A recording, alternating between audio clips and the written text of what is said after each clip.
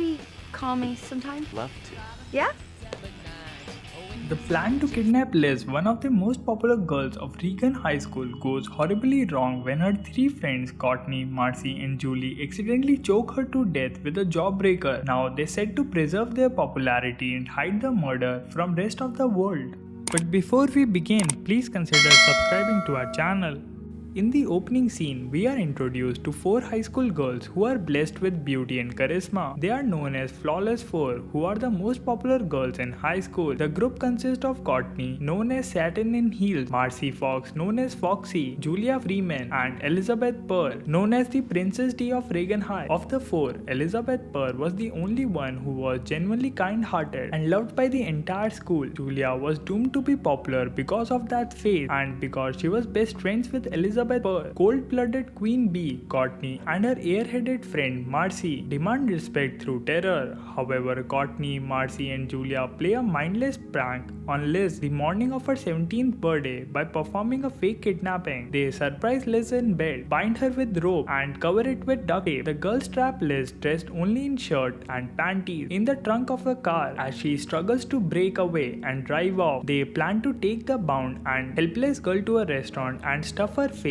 with pancake. However, upon opening the trunk, they are greeted with a grisly sight of Liz dead, having been choked to death. Horrified Julia wants to go to the police, but Courtney forbids her. Instead, Courtney calls the school pretending to be Liz's mother and tells them Liz is ill and cannot attend school. To keep up appearances, Courtney, Marcy, and Julia then go to school as though nothing had happened. When the school sends school outcast Farron Mayo to deliver Liz's homework at the end of the day, she stumbles upon the three girls and Liz's dead body. Out of jealousy, Courtney fabricates a story that Liz died at the hands of a rapist and plots to tarnish Liz's good reputation by spreading false rumors that she was actually a rebellious and not the perfect angel she made herself out to be. Fern, who had admired Liz to the point of hero worship, is upheld and attempts to flee the house, but the girls easily catch to her. To buy Fern's silence, Courtney accepts Fern into the group, telling her to take Liz's place. Courtney and Marcy then gave her a makeover, transforming her from the plain and awkward to elegant and beautiful. Later, in the school cafeteria, Courtney introduces Fern as a beautiful exchange student. Julie, overwhelmed by the guilt at her part in Liz's death, distances herself from the group only to be shunned and tormented by her former friends and becomes a new target for abuse throughout the school. Her only real friend during this time is her drama student boyfriend Jack. Meanwhile, a police detective, Vera, begins investigating Liz's death after her body was discovered by her parents who arrived home from a long vacation. With some cooperation from the principal, Mrs. Sherwood, detective interrogate all of Liz's friends. All of them deny knowing anything about Liz's death. Fern, however, comes across as a suspicious due to her demeanor, but without any evidence, Cruz allows Fern to remain free. As Fern's popularity soars, Julie watches in mute horror as Courtney spins a relentless web of lies, trickery, and manipulation to cover up the murder and maintain her popularity at the school. A few days later, Julia learns from Detective Cruz that after they had returned Liz's corpse to her house, Courtney went out and seduced a stranger at a sleazy bar and had sex with him in Liz's bed, making it seem as though he had raped Liz. Meanwhile, Fern becomes intoxicated with her newfound popularity, which has eclipsed Courtney's own. Realizing she has created a monster, Courtney threatens to reveal the truth about Fern if she does not stop showing off, but Fern vows she will reveal the whole truth about Liz's death if Courtney attempts to expose her. The next day, an infuriated Courtney and Marcy post enlarged yearbook photos of Fern all over the school with the message "Who is Fern?" written on them, revealing Fern's true identity. Fern is humiliated by the entire school and once again reduced to an outcast. Feeling no remorse to her life she has destroyed, Courtney casually attends the senior prom with her boyfriend Joctane Sander. Julie takes pity on Fern and forgives her for falling under Courtney's influence. Later that night, as she sulks in her room, going through a bag of Liz's belongings that were given to her, Julia finds a recording card she was fiddling with when Courtney was faking Liz's death and discovers it has incidentally recorded Courtney's admission to the murder. Struck with an idea, Julia, Fern, and Jack all hurry to the prom. Upon seeing them, Courtney, Marcy, and few other lackeys call Julie and Fern names and try to embarrass them, but it backfires when the girls completely ignore their taunt and go on with their plan. Later on, as Dane and Courtney are announced to be prom king and queen, Jack sneaks backstage and broadcasts the card message, "I killed Liz, I killed the teen dream, deal with it," over the sound system.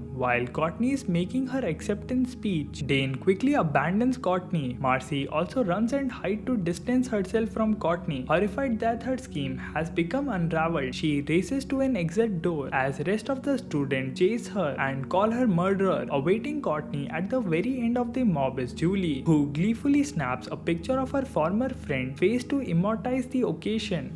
I hope you enjoyed the video. Let us know in the comment section below which movie you want us to recap next. As always, until the next time.